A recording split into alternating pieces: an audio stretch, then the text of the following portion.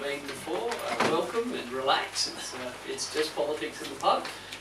Now tonight, and usually we have a speaker and some Q&A. Tonight we've got two speakers, myself, I'll introduce a bit more in a minute, and Dr. Marcia Keegan. So, the format for tonight is basically going to be, we're going to just talk amongst ourselves for a little while, argue, agree, attack baby boomers who don't have a microphone, and then we'll have plenty of time. I don't want to look anywhere and accuse them of being older or younger, but look, thank you all very, very much for coming along tonight. Let me just give you a plug for our next event, which is here in about a month's time.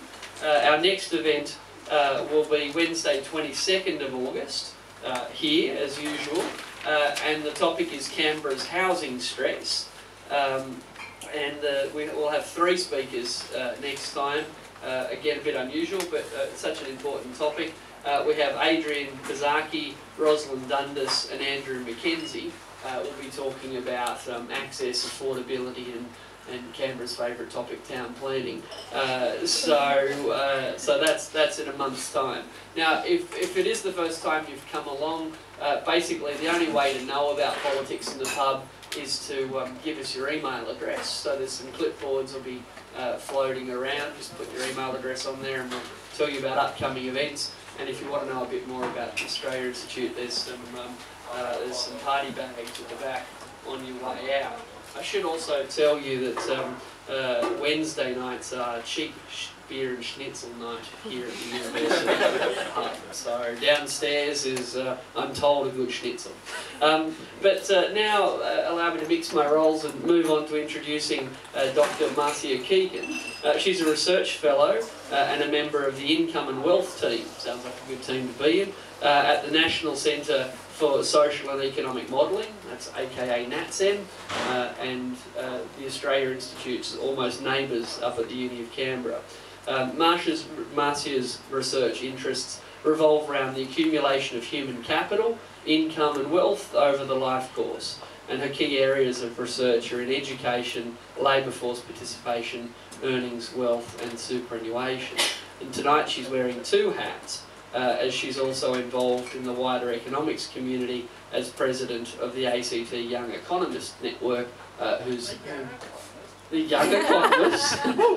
They're a fun bunch, I tell you. You should have seen us at the Conference of Economists last week. Oh, good to see. Speaking on behalf of the middle-aged economists who are entirely lacking in a formal network. We'll have to work on that. But look, the Young Economist Network have helped us organise tonight's event, so it's with great pleasure that I introduce Marcia.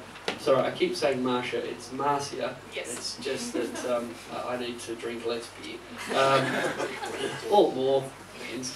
But again, thank you very much. So again, we're going to talk amongst ourselves a bit tonight on about a number of sort of issues that all touch on the issue of are baby boomers stealing Gen Y's future?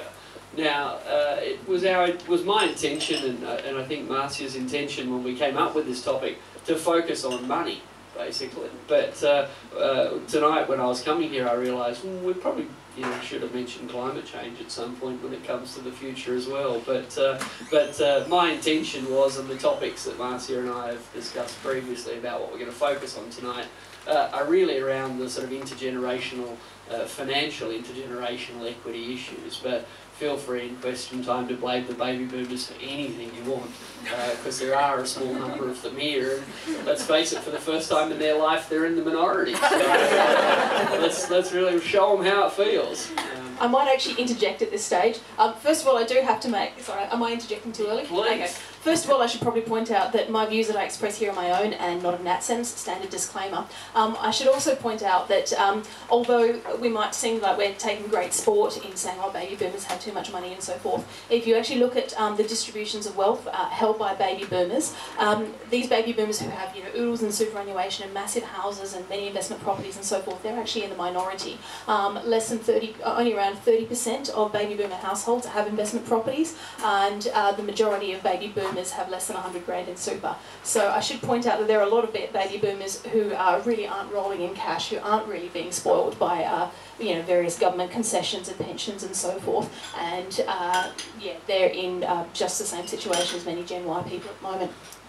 She's so much more polite than I am. Well, on that, Marcia, what are some of the concessions? What are some of the things that are available that appear to advantage, admittedly not an entire generation? I think, whether you're talking about cliches about Generation Y and their complete slackness when it comes to work, or baby boomers and their complete selfishness when it comes to money, frankly, those generalisations I think do more harm than good. But that said, what sorts of concessions, what sorts of assistance have we created that does advantage that generation?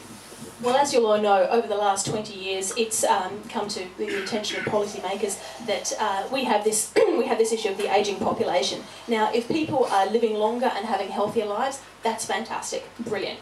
But if these people are retiring early while they're still very healthy and well, and they need to be supported entirely by the taxpayer for 20, 25, 30 years of their life, then that becomes a strain. So as a result, well, not really as a result of that, but there has become more emphasis on baby boomers providing for themselves in some way in retirement. And the big one here is the compulsory superannuation system, which kicked in 1993, as you all know. However, many compulsory superannuation started a bit late for most baby boomers to accumulate much superannuation through the compulsory system. So various governments of various stripes have introduced a number of policies, namely tax concessions, to encourage people to tip more money into superannuation. And of course, the big one here is if, say, for example, you're a working stiff, you're paying income tax at 32.5% or 37% or 45 cents in the dollar, you can actually save yourself a bucket load of tax if you salary sacrifice into superannuation. Now, as Richard, I'm sure, will point out to you, this is essentially a tax expenditure, and one might argue that this is actually this is actually quite a generous tax concession to people who are actually already quite rich. I had a look at some Gini coefficients earlier today, and the distribution of superannuation wealth is actually really, really skewed, and part of that is because the biggest concessions to superannuation, the people who have the biggest tax savings from making these additional contributions are the people who have the highest incomes. So it's resulting in a really quite skewed system where people who have the highest incomes are just amassing oodles of wealth in retirement, which is going to allow them to have this fantastic living standard, or in some cases they might not even be able to draw down all the money and pass it on to their kids. Look, and on that, thanks Marcia, the bit that I would emphasise about these tax concessions, you're looking at around $30 billion a year in taxpayer contribution to what's called a self-funded retirement system. $30 billion taxpayer contribution. Now, unlike most government benefits, the design of the superannuation system is perverse in the sense that, frankly, the more money you earn, the larger the contribution we make to your so-called self-funded retirement, and the less you earn, the less we contribute. So much so that the lowest income earners in Australia literally receive no support, or as of 6 months ago, a very modest, what do they call that thing? The low-income superannuation contribution, which basically means the 15% tax you make on contributions if you're a low-income earner, the government reimburses that. Yeah. So think of it this way: rather than post checks to people or post checks to people's superannuation funds and say, here, we'd like, on behalf of the taxpayer, to help fund your retirement, here's a contribution to your super fund. Rather than post checks, which would be transparent, we actually say, well, actually, that tax you owe us, don't worry about it. Now, the way that superannuation tax is designed is that all contributions to superannuation are taxed at 15%, but high income earners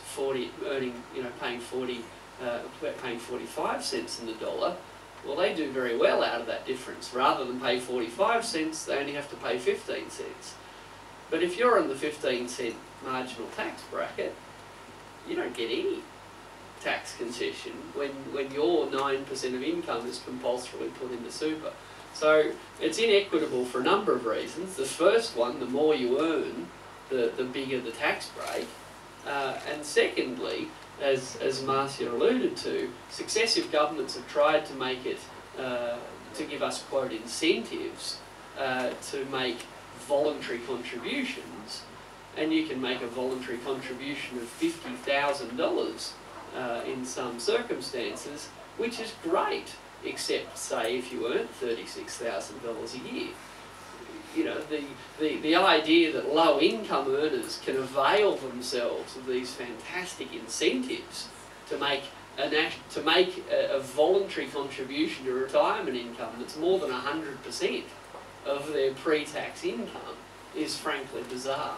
And I was at a meeting earlier this year where someone said, look, we need to let people make these massive highly concessional voluntary contributions because women have got so much less super than men.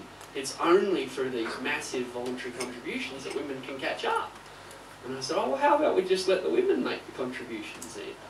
And there was silence around the room. There's a bunch of well-paid blokes representing well-paid blokes realise the full horror of someone actually taking their concerns with equity seriously. So yeah, here we are spending, and Dave, what are we aiming for 2015, did you say? What is Dave Richardson? 45 billion. 45 billion by 2015 is Treasury's estimate of the annual expenditure on tax concessions. 45 billion. Now, let me put this another way. It's about to go from 30 to 45. We're about to spend an extra $15 billion on tax concessions to super. And you've not heard anyone ask you where the money will come from. You've never heard the question, where will the money come from? You've never heard someone say, what will that do to the budget? Because we don't care. We love handing out tax concessions to super. And $45 billion is huge in the context of our budget. Does that include tax-free super for over 60s? Sure does. Because that's another tax concession I'd like to have a bit of a rant about. Rant or what? As you have microphones. Yes. As you probably know, people over the age of 60 are entitled to tax-free super when, as they take it out and start to spend it. So in theory, this could mean that a person over the age of 60 could take out, say, $500 in superannuation, go to Vegas, have a fabulous time partying for 5 years, use all the money, and then come back to Australia at age 65 and claim the full age pension. In practice, people don't actually do that in real life. Yeah, there's no evidence to show that people are blowing massive lump sums.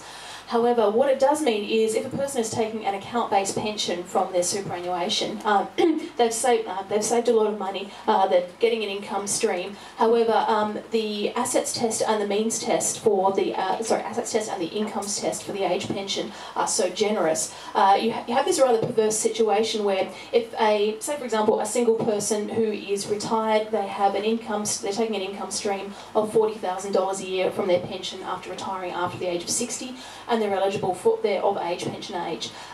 Depending on their circumstances, this person is probably going to get at least a part-age pension, and they're also going to be paying no tax on their superannuation. So they've got an income stream that they've earned themselves of 40 grand a year. They're getting government benefits and paying no tax. Compare that to a person of, say, of Gen Y, who is also earning $40,000 a year, but doing that by working for a wage.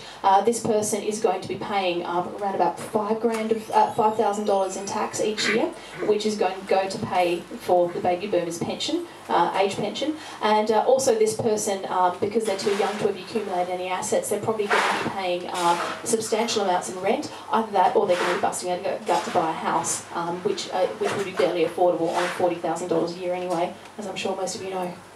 Well, on that, let's move on, lest it turn out to be a seminar on superannuation, which God knows most of us have spent our lives avoiding. What about housing? How does the way that we sort of tax and provide housing in Australia stack up when we look at the intergenerational consequences? Well, the big thing that's happened with housing, as I'm sure you all know, since 2001, house prices have increased by almost 150%, whereas wages have increased, or sorry, disposable incomes have increased only by just over 50%. So housing has become massively more affordable. And I'm sure unaffordable, sorry. I'm sure, as you know, in Australia, the two big ways in which most Australians save for their superannuation has been through buying a family home, living in it and paying it off, so they don't have to pay rent in retirement, and through superannuation. And what this big increase in housing prices means is that for people of Gen Y who didn't jump in right at the start of the housing boom, they're having to pay a much larger portion of their income to service, to pay off a house, which is probably going to be a lot more modest than many people of previous generations were able to afford. And if they have to bust a gut so much spending money on a house, they may have to do things like defer having children. They might have to be engaging in longer commutes to work, so they have less time for social activities. And also it means that they're much less able to afford to tip extra into superannuation. And the other consequence, or another consequence of this, is that when it comes to access to housing, obviously there's the cost, but there's the cost to the taxpayer of trying to solve this problem. So we have very substantial cost of providing the cost of negative gearing, and the argument is, all through negative gearing we're encouraging an increase in the supply of rental housing. That'll help young people. Turns out it accidentally helps older, wealthier people. Whoops. And then we have the first homeowners grants, which again seem like, while they're expensive in terms of the budget, while it seems like they're designed to help young people trying to buy their first home, the economics of these first homeowners are a bit first homeowner grants are quite counterintuitive. Most people, on hearing that they might be eligible for a $5,000, $10,000, even $15,000 grant, depending on the circumstances, feel quite excited. They think, economists call it the fallacy of composition. They think, oh, isn't that great? I've got a grant. I'm now closer to my goal. I'm somehow advantaged thanks to the generosity of the taxpayer. But if Marcia and I are both showing up at the same auction, and we've both received the same generous support, neither of us are actually advantaged in any way. Oh, but whoops, who's the main beneficiary of it? The person who already owns a home, who's selling it to Marcia or I. That is, first homeowners grants, while they look attractive in terms of good things for politicians to announce to say, look, I care about young people, I'm trying to help you out, by fueling both sides of an arms race, all you've actually done is drive up the price of the arms, or in this case, drive up the price of the house. So, while we have expensive measures in place to try and deal with expensive housing, ironically what we end up doing is making the problem worse, and the main beneficiaries being the people who already owned a home before the game started to play. Marsha, is there anything you want to add about housing? Another big factor that has been cited as contributing to the sudden jump in housing prices since 2001 is the introduction of the 50% capital gains tax concession for assets held more than a year.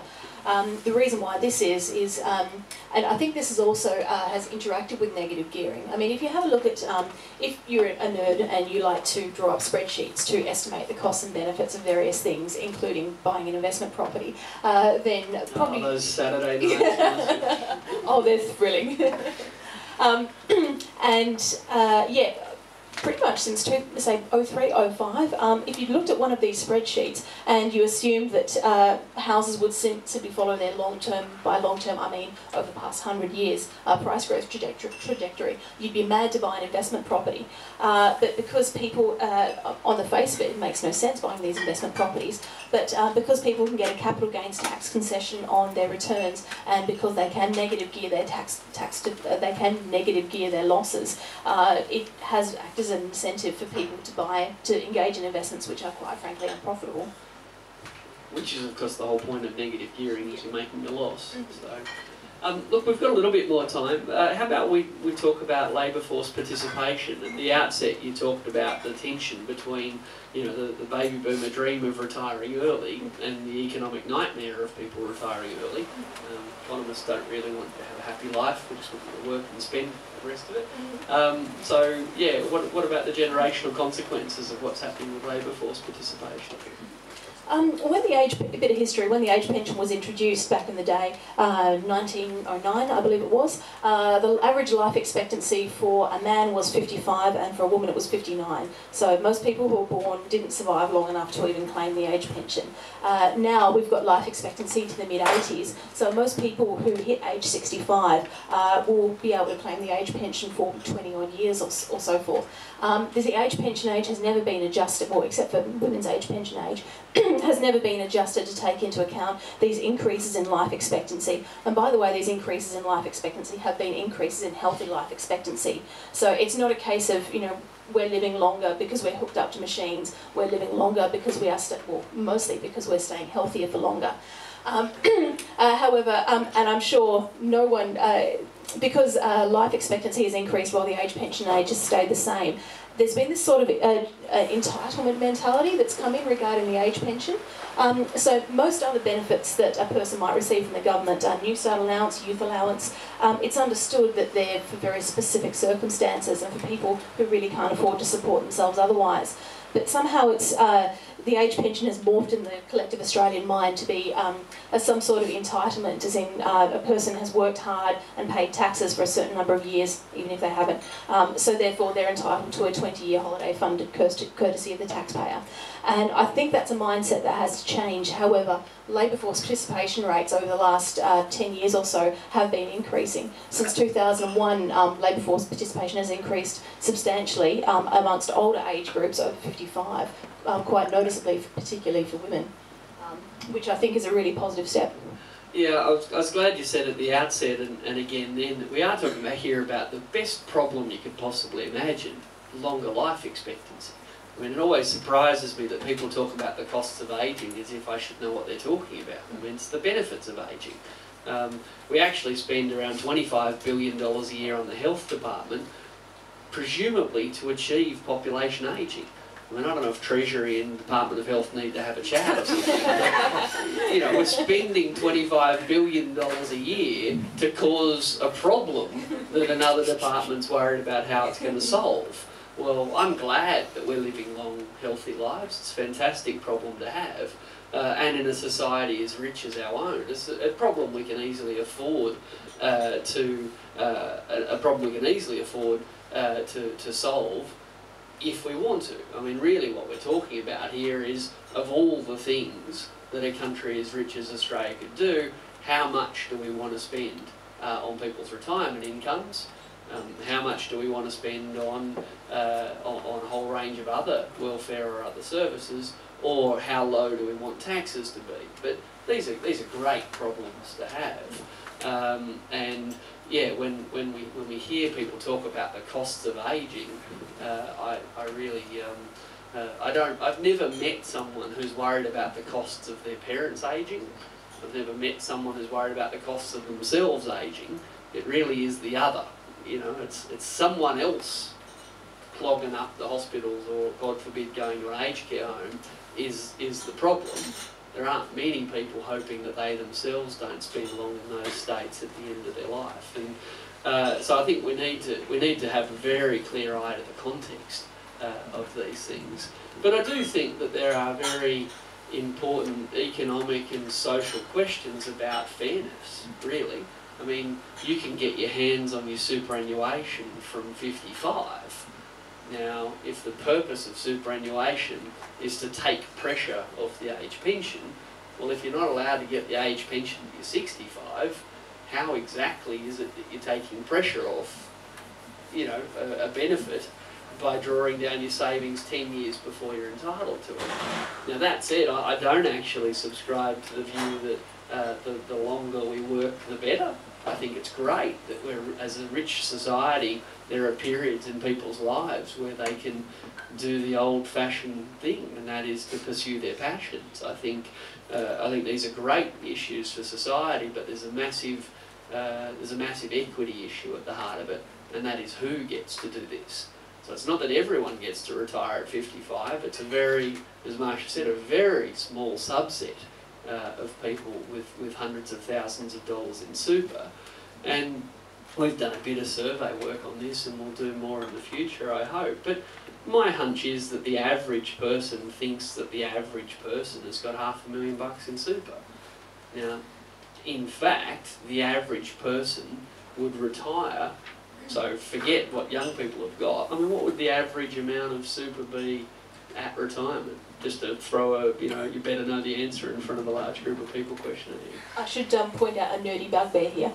You'll notice that when superannuation associations discuss superannuation in the media, they'll often talk about the average amount of retirement and the average amount that people have drawn down as lump sums and so forth. Problem is the distribution is so massively skewed that the average amount is probably closer to the 75th percentile than what the median person is. So yeah, the median superannuation, I believe a person aged in their early 60s, late 50s, I think, I actually looked it up today, I'm just trying to remember, I think it was about 70, 80,000 for blokes, and it was certainly less than 50,000 for women. So let me repeat what Marcia just said. The median, the middle person reaching retirement age in Australia has got well less than $100,000 in super. That is normal, that is expected, that is not unusual. Yet, if you watch the ads, if you listen to people speaking about superannuation, the implication is everyone else has got $500,000, you must be poor, you better come up with some massive voluntary contributions to catch up fast. So I think that one of the real problems for me with superannuation, coming back to where we started, is what we've invented is an incredible vehicle for minimising tax. Like, truly, it just doesn't get better than super if that's your game. And we've now created a social environment in which pouring money into the most tax-effective vehicle you can think of is actually the way to be a great Australian. You can't get more proud Aussie than check out all the money I'm putting into the lowest tax vehicle anyone's ever imagined. Look what I'm doing for the country. You owe me big. And the fact is, the vast majority of Australians have got no capacity to make those kinds of contributions, yet all the people who aren't making those contributions are feeling poor and a burden rather than feeling normal and talking about, what a good age pension system should look like and what a good retirement age would be. The ASFA has some retirement standards that are designed to give you an idea of how much superannuation you need to have as a lump sum to have a decent income in retirement in addition to the age pension. And I'm sure you've seen this, figures splashed across the newspapers saying that a couple needs to have $500,000 in superannuation to have a comfortable retirement. And if you read the fine print of the report, you'll find that this comfortable living standard includes regular overseas travel and kitchen renovations and top table private health insurance and all such things. However, it also talks about a modest living standard, which still involves it has travel and meals out and so forth. Not so much overseas travel though, and that really only requires about an income stream from a lump sum of about 50 grand, just as a top up to the full age pension. The Institute published a paper looking at this issue last year. I'm just trying to think what it was called. What price dignity? The superannuation industry tells us that you need $50,000 a year to retire with dignity. $50,000 a year. What they mean is $50,000 a year tax-free, $1,000 a week, after you've paid off your own home, rent-free. Just out of curiosity, raise your hands here, just as a general ballpark, if after you've paid your rent or your mortgage and paid your taxes and everything, who here has less than $1,000 a week to live on? How undignified. Yeah. Where is your dignity? And this is what bugs me, frankly, that the minimum wage in Australia is less than $40,000 a year and you pay tax on it. And the idea that the policy problem we need to solve of all the things that we could be worrying about, is that in 20 years' time, someone here might be living on far less than you're currently, living on far more than a lot of people here are currently living on is ridiculous. Now, we should wrap up in a minute, but before we do, I think we should have a quick chat about education and the costs of education. So, how much do you love HECS? I actually have a little story to tell you about this. The first time I ever cried over a newspaper was in 1996, I'm showing my age here, when I flipped open the West Australian and it was announced that HECS fees, or for my course, were about to be more than doubled. And this would be, and that the minimum repayment thresholds would be increased, and I'd be looking at a $30,000 debt for my chosen course. And of course there were many stories about people who had lower incomes, who weren't planning on going into high income fields, who'd said, look, I just can't afford to do my chosen course anymore. So that was actually a big increase, and I happened to be sitting right at the north end of Generation Y, so this is something that really quite specifically affects Generation Y. Baby boomers, the first half of baby boomers had to pay full fees, but they also had a fairly generous system of scholarships back in that day. And then, of course, Whitlam introduced free university education, which benefited the slightly younger baby boomers in the north end of Gen X. And then HECS was introduced in the late 80s. However, the rates, HECS rates were much, much lower than they are now. The amount that you had to pay for your course was much lower now.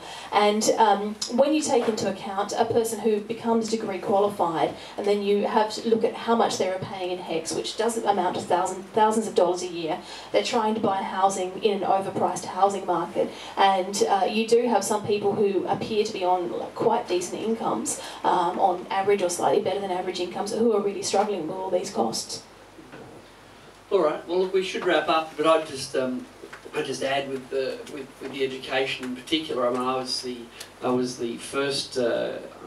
Because I failed my first year at uni, I missed out on the only free uni education that was available to me. Well, missed out. I enjoyed it more than I was supposed to, and then paid for it with HECS in the third year.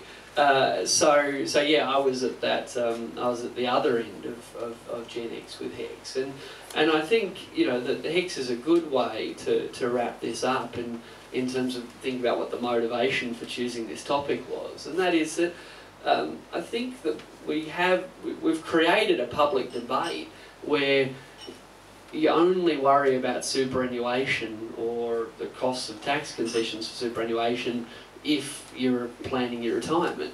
You only worry about tax concessions for capital gains tax concessions and negative gearing and things if you're making a spreadsheet to designing a spreadsheet to help you decide whether to buy an investment property. And you only worry about HECS if you're trying to decide, well, which degree shall I do, or, will I do an undergrad or a master's, etc., etc. And I really fear that we've made a public debate and a political debate about these issues, frankly, so boring that most people just couldn't care less. Yet, as I said to you before, I mean, we're going to spend, what'd you say, Dave? I keep forgetting the number. It's too big. 45 billion? Yep. $45 billion a year by 2015 on tax concessions for super. Put another way, in 2015's Commonwealth budget, the most important problem that we collectively are setting out to solve is the retirement income fantasies of people. Right? The number one issue. Forget Indigenous health or climate change or defence or housing. All of those pale into insignificance compared to how much we're spending on that. Yet, the only people who talk about superannuation are the superannuation industry. The only people who talk about tax concessions for investment properties are people selling investment properties. So the purpose of putting on the talk tonight, and frankly the purpose of the Australia Institute and the purpose of doing the kind of work that Marcia does for a living is to try and highlight to people that these are giant decisions that we're making about Australia, about our future and about our priorities. And it's probably only in the interests of those who profit from these things to keep the debate as boring and narrow as it is. you know. But Marcia, any last words before we throw to some questions? It's amazing, at the superannuation colloquium, many superannuation researchers and funds get together, and they are completely flabbergasted about why aren't people more engaged with their super? Why don't people stay home at Saturday nights and read product disclosure statements? They seem to be very surprised about this. Yeah. Well, they shouldn't be. All right, we've got time for a few questions. Who wants to go first? Yep, over here. So you talked about the superannuation tax expenditure. It ends up being a opportunity cost, so it's the lost income that would have otherwise been received by the government. And then, so the other two major ones end up being negative gearing of the home, and then the exemption from capital gains tax on the family home as well. Do you go as far as to get rid of those, or do you go one step maybe further and sort of start suggesting retrospective HECS to anyone who did get a free education and sort of try equalising it out? So do you get rid of the worsening inequality, or do you try and reverse it? You go first. I'm not sure it goes quite so far as retrospective HECS. If you think about it, people who got, actually come to think of it, people who got, well, certainly people who got the Commonwealth Government scholarships would be either retired or very close to retired now. As for taxation, the taxation on the family home, as you all know, the family home is CGT exempt. The rationale being, if you sell your home, the most likely scenario is you're just going to go out and buy another one. And if you lose half the sale price in tax, then that kind of stuffs you around a bit when it comes to buying your own home. And it can create mobility issues. If you know that if you sell your $600,000 home, that you're going to have to pay $100,000 in tax, it means you can't buy a house that's as nice the next time around. Might encourage people to stay put rather than moving to areas that are more suitable for them. As for negative gearing, so this is one thing that has always really confused me about the housing market. Negative gearing has been negative gearing actually applies to all sorts of investment assets. You can negative gear shares. You can negative gear all sorts of things when you get some sort of income or you make a loss. But for some reason, it's really been taken to the nth degree on property, to the extent that where people actually make bad investment decisions that are just not justifiable, just because there's a tax concession. I mean, I'm not fundamentally opposed to negative gearing, but I do think there's some investors out there who need, a hit over the head with a clue bat. Just quickly on that, there's a good behavioural economics explanation for that kind of absurdity, and that's basically people have got some pretty weird mental accounts that economists don't think these things matter, but some people have this portion of their head that says tax I saved, and they'll do anything to fill up the bit of their head that says tax I saved, even if there's this other bit called money I wasted, and their brain has a tendency to focus on one, not the other. Look, I wouldn't go with retrospective.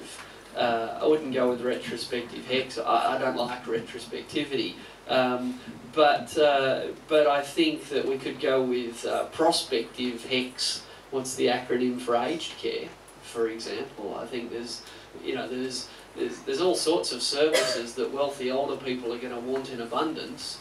We're running around saying, well, and how can the people who are working pay for it? Well, there's another option, and it's introduced the kind of user pays that we have introduced in a lot of other places. But I'm not too enthusiastic about that necessarily, because what I think we need to do is develop a good, fair, robust system of services for people who need them, and then have a good, fair, progressive income tax system to fund it. And I'm all for helping people out when they need it, and I'm all for asking for a contribution for people who can afford to make it. And it's the mental accounting that's getting us into all the trouble. We're like, where will the money for the aged care come from, and where will this, like, as if there's notional accounts somewhere that really matter. What there is hundreds of billions of dollars flooding into consolidated revenue, and hundreds of billions are flowing out on what we think are our priorities. And I think if we fund the things that are most important to us and collect more tax, if we've got a to-do list that looks worthy, then it's not hard to do. Thanks. Matt? So the $30 billion in tax concession for superannuation, do they break down at all over a distribution of income? What, to the top 5 and get it back. Yeah, thanks for the Dorothy Dixer.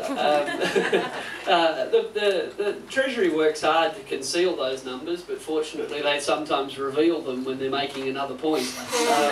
And what we know is that the wealthiest 5% of income earners earn or receive, earn would be a strange word, receive around 37%, more than a third, of all tax expenditures on super.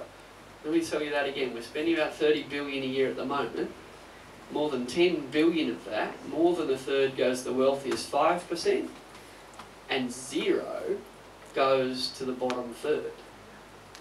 So think back to what I said before about posting cheques. Imagine if we did it by posting cheques rather than tax concessions. We'd post a cheque for 0 to the poorest third of Australia, and we would post a cheque for more than $10 billion, or cheques totaling more than $10 billion to the wealthiest 5. Now that might be the system you want, but you know, it's not the one I want. Yep, up the back. So you're saying if we change that, you could, for example, fund the Gonski recommendation 6 times over? Bing. Yeah, or go for a national disability insurance scheme and Gonski 3 times over. You know, and this is my point. We need to see the opportunity cost of this. These aren't hypothecated special magical dollars that must only circulate in the notional account called how do I prop up retirement income savings way beyond average weekly earnings. This is just cash that we're spending in huge quantities in a way that it's hard to conceive of a less equitable way to spend money. And I'd argue if you've already, you know, you're talking here about people who already have so much in super, they are never going to be eligible for the age pension. It's not taking a cent in pressure off the age pension. In terms of taking pressure off the age pension, we were having a chat the other day about to what extent does We scripted this whole event. Yeah. Okay, more like we had a screaming row. We had a discussion the other day about to what extent do taxation concessions to encourage additional superannuation contributions now offset future age pension expenditures. And I was having a bit of a think about it, and in some circumstances you can see where a tax concession for superannuation would indeed be a net positive for the government over the long term. So for example, you know, a person's, say they're 30 and they have, you know, $100, they're wondering what to do with it. They're considering, well, you know, I could buy a pair of pants off eBay in the US, or I could put it in my superannuation. If they're, say, on the 32.5% tax bracket and they get a tax concession, it doesn't cost that much to the government, comparatively speaking, and that money's sitting in their superannuation account, which they can't touch for the next 30 years, and all over that time their superannuation fund is earning money, which is taxed, and then in theory, if they take that $100 as an income stream in retirement, it's going to somewhat reduce their age pension entitlements. So that's the sort of thing I think that ideally we would want to see in terms of if we are really serious about reducing pressures in the future on the age pension. However, the way the system is structured at the moment is, as you pointed out, it's the top 5% of earners, people who are most likely on the 45% income tax bracket, who have the biggest incentive to throw heaps of money in superannuation. They're probably going to do this when they're fairly late in life, so they're going to pay very little tax on the earnings of their superannuation over their life, and then they might take it tax-free and just get this fabulous new $50,000 kitchen, in which case you might look at the superannuation tax concession and think, you know, what's the point? No pressure taken off the age pension whatsoever. You've got to separate two quite entirely different logical possibilities. One is the question, could a well-designed superannuation system improve people's retirement incomes and reduce government expenditure on the age pension? Right? Could that happen? Yes, absolutely. A well-designed, well-targeted system could improve people's retirement income earnings, good, and mean that collectively the cost of paying the age pension is slightly lower. Great. But you've got to logically separate the question, could that happen, from does the system we've got do that? And it doesn't. It clearly, demonstrably, year after year gets worse at achieving those goals.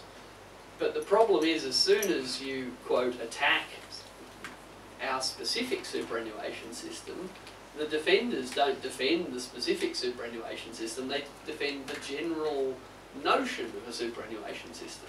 So if you say, look, these tax concessions are obscene, they're inequitable, they're growing like topsy, they're actually going to drive us broke, the response you get from a minister or a bureaucrat is, are you saying people shouldn't contribute to their retirement income? No, that's not what I said. I said your scheme sucks. You know, they answer an entirely different question. Are you saying people shouldn't make a contribution? No. Are you saying that these things couldn't take pressure off the budget? No. I'm not making any of those assertions. I'm making a very specific assertion that $30 billion is a fantastic opportunity, well targeted, to improve people's retirement incomes or improve anyone else in Australia's incomes for that matter, and I think we're squandering that. So, I mean, no one's done it here tonight, but I guess I'm just saying to you, you've got to be careful that people just play this pea and thimble trick, where when you make a specific assertion about our specific scheme, it's very rare to hear anyone defend it. What they do is defend a general principle. Ironically, a general principle that our specific scheme, I would say, is an affront to. Yes? Me? Yes. Okay, well, I agree with you that this debate about superannuation tax concessions may not be one that we're having a lot of, but could one of the reasons for people defending the status quo be, you know, that people think that they could make it to the 5%? Yeah. Like, give it another 10 years, if I work really hard, I can get a 5%. And say, you know, 30% of people are thinking exactly that, and they're not challenging the status quo. I mean, Absolutely. what do you do about that situation? There's actually a nice little discussion exactly about that scenario in, I'm sure you've all read Freakonomics or heard of Freakonomics. It's that sort of mentality that makes an 18-year-old blonde girl hop on a bus and go to LA, or a young person, you know, from a poor neighbourhood become a drug dealer. They know that the most likely scenario is that, you know, they'll just be, well, in the case of superannuation, the most likely scenario is people know they'll be a working stiff, and you know, they won't be able to contribute much extra to their super. They'll bust a gut to buy a house until they're 50, and then they won't have much time, and they won't get much of a benefit to contribute to super. But it's always in the back of their mind, but what if I end up with that 1%? And it's a big motivational thing, and it's amazing because that's what makes people who are on really modest incomes say, oh, we should give tax concessions to the rich. Yeah, and you're right, it is a big issue, and you do see it amongst some people who are, you know, of modest means themselves, but they're quite happy to support rich tax concessions because they hope that they might be there themselves at some stage. And you've just identified the entire US Republican political strategy. I wasn't going to say it. I mean, really, their one political trick is to get poor people to vote for policies that are good for rich people, on the notion that if we all, you know, hold hands and think rich thoughts for long enough, you know, we'll end up benefiting from them. So, look, there's partly that. There's partly the very, well, let's go back a step. The superannuation industry, with $1.3 trillion in assets, spends around nearly $20 billion a year administering itself. The industry spends an enormous amount on advertising, and the best advertising is actually not ads you've seen. In fact, most people here will never have experienced the best marketing of the super industry. The best marketing for the super industry is the outrageously well-paid people who sell superannuation to people who don't really need it. Okay, that is, the financial advice industry is phenomenally big and profitable, and all it does is confuse and deceive people for large fees. I mean, that's the game. So, so you've got people of modest means at 50, 55 beginning to feel anxious that they don't have $500,000. They go to see one of these professionals who the first words out of their mouth should be, relax, you've got $90,000. In fact, that's quite normal. No, actually, the first words out of their mouth are, oh dear God, you know, are you looking forward to living in grinding poverty for the rest of your life? Why don't you start pouring huge amounts of your income into this underperforming platform that I'm here to sell? Oh, by the way, I take 3 to 5%. You know, so unfortunately, the people people do have a mental account that says, "Oh, save tax," and there's no doubt that if you're 55 of modest means with modest amounts of super, you know you don't have a lot of income to prepare for your retirement. So it follows that the best sales pitch is, "But I can deliver you massive tax savings." Right? You know, people aren't so stupid that they think there's magical money, but if I can magically convince you, but sure, you know, buy my product and I can save you gazillions in tax. So the main sales pitch of this entire industry is the tax savings. And you guys are probably too young to have ever been on the end of the hard sell. I've sought the hard sell out and know what the hard sell sounds like. It's obscene what they're telling people. It's also obscene what they're earning. You know, but you got greedy people, you know, talking to scared people. It's a dangerous combination. Sorry, this question up front. I think in a way you kind of mistitled the discussion, because it's not really about whether the baby boomers are spending Generation X's or Generation Y's inheritance. It's about rich people benefiting from the equities in our tax and welfare systems. Yeah. And leaving aside superannuation, then you look at things like negative gearing and rent allowance. When I was working for a state housing minister when rent allowance was put in by the Commonwealth, the immediate effect was that rents went up by at least the amount of rent allowance. The money doesn't go to the poor who get the rent allowance, it does show on their pension, but it goes to landlords. You mean rent assistance? Rent assistance, Right. yeah. Rent assistance. State governments had some rent allowances and rent assistance. It's just a subsidy for property owners. And so is negative gearing. It's not about generations, it's just about the wealthy benefiting from the equities in our tax and welfare systems. He sounds like class warfare down the front. I like it a lot. I agree. It happens that, you know, we pay for our kids' university education, they're wildly better off than we are. Yes. We were both in situations where we had to work to save enough money to go to university. We happened to be there when Whitlam came in and uni fees were abolished, but those generous Commonwealth scholarships partly paid for your tuition fees and that was all. And you had to win those by getting good results in secondary school. And the situation then was that hardly any kids from state schools finished up at uni. We were both amongst the youngest in our families and one of the first ones to go to university and worked that way through uni. We worked jobs all the way through because we had to pay. Good getting it. I used to dream Well, it's actually not that much better for young people today because in theory you can get youth allowance, but in practice the family means tests are so tight and so stringent that it's really only people who are really quite poor who will ever see a cent of youth allowance unless they do something dodgy like get married. Yeah.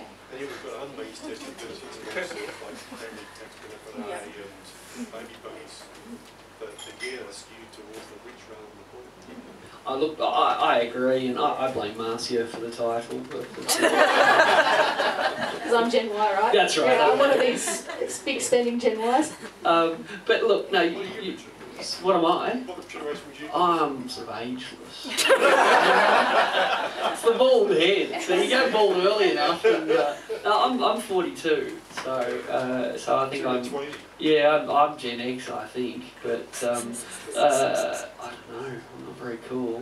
But no, look, I mean, you're spot on. I agree entirely. I think the issue isn't really, you know, one generation or another. It's we've actually created systems that are incredibly inequitable. They're inequitable for. I mean, it just breaks my heart. There are people out there who are 85, living on a very modest age pension.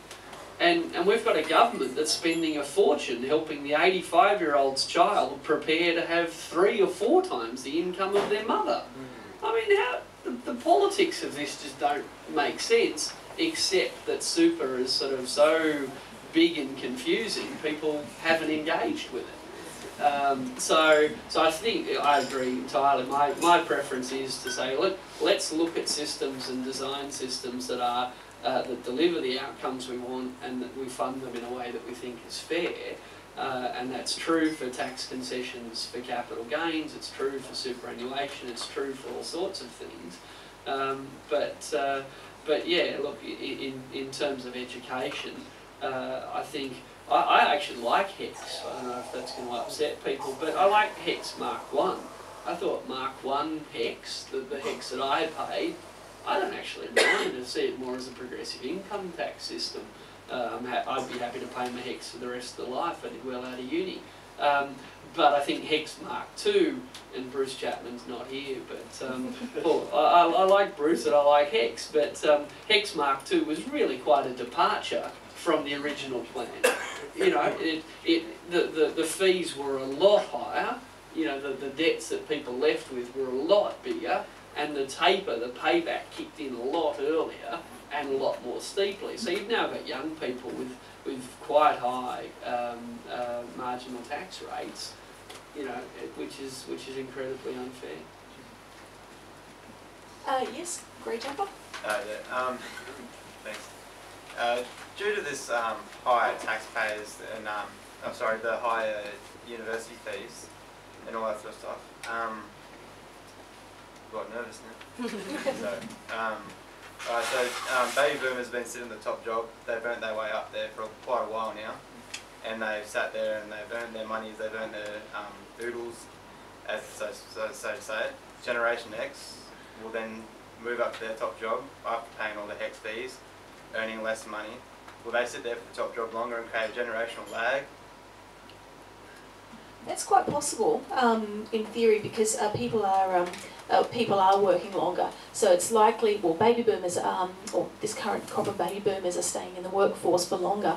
I think, though, that there has been a greater expectation that people are working for longer, and now we're in a fairly low unemployment environment. There's not the same pressure as there was in the 90s to put people out to pasture, so to speak, once they reached age 55.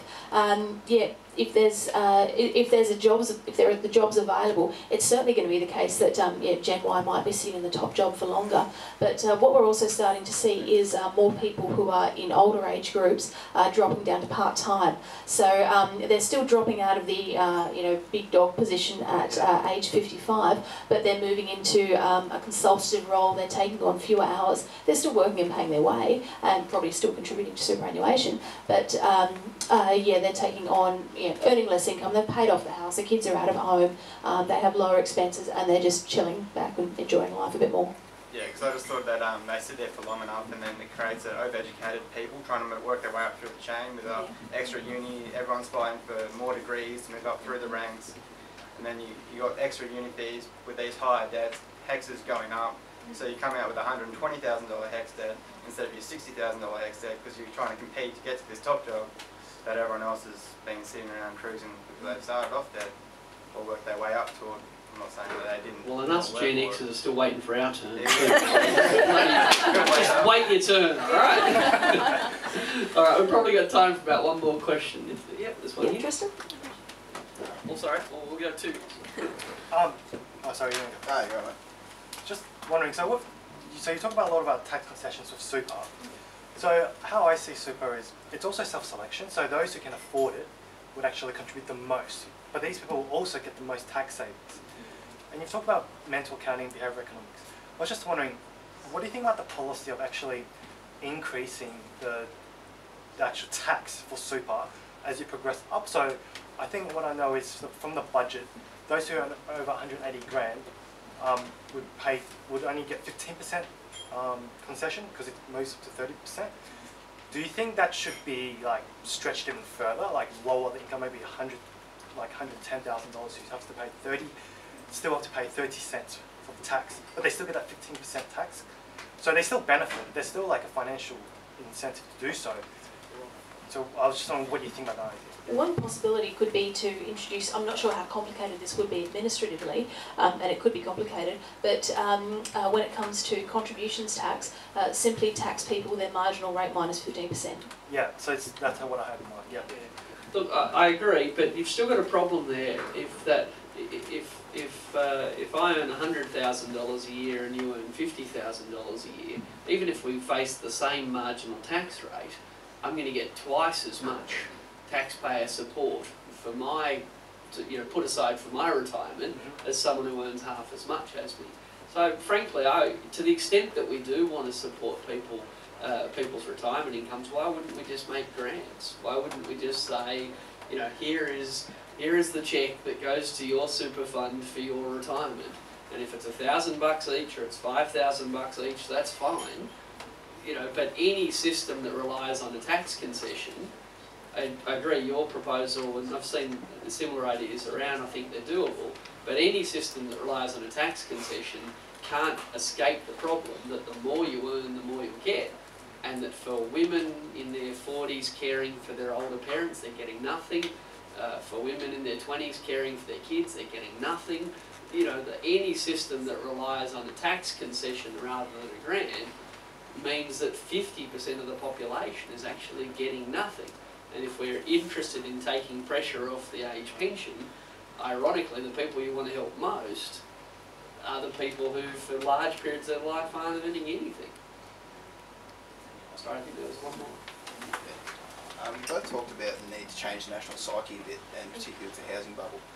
How would we go about doing that? Because the mainstream media tends to promote the fallacy that infinitely increasing house prices are always and everywhere a good thing, even though less people can afford to buy into the market, particularly as new generations come into the market. Is there any way you can think of to actually change that? Because even the housing crashes in the US and Europe haven't changed that at all. Well, the fact that house prices have started to decline at a relatively gentle rate, depending on what area you're in, that's actually a good thing. Because if a person, the whole, She's young. Sorry, the whole premise behind negative gearing is that a person can they can make a massive loss, and yes, they have to pay for most of that themselves. They get a tax deduction for it, but they like the idea of future capital growth, which is taxed at a concessional rate. The problem is, at the moment, if you were looking at buying some sort of investment or a property for investment now, you'd look at it and you'd see there's actually very little prospect for capital gains in most areas right now, so you simply wouldn't buy an investment property. I mean, people are going to buy houses to live in for, you know, sentimental purposes, to do the garden and so forth. But yeah, if anything, I just think the fact that housing prices are starting to dip, it's probably going to continue or at least stay flat for quite some time yet, which will increase affordability, which is a good thing. Did anyone go to Professor Merrilees' talk last night?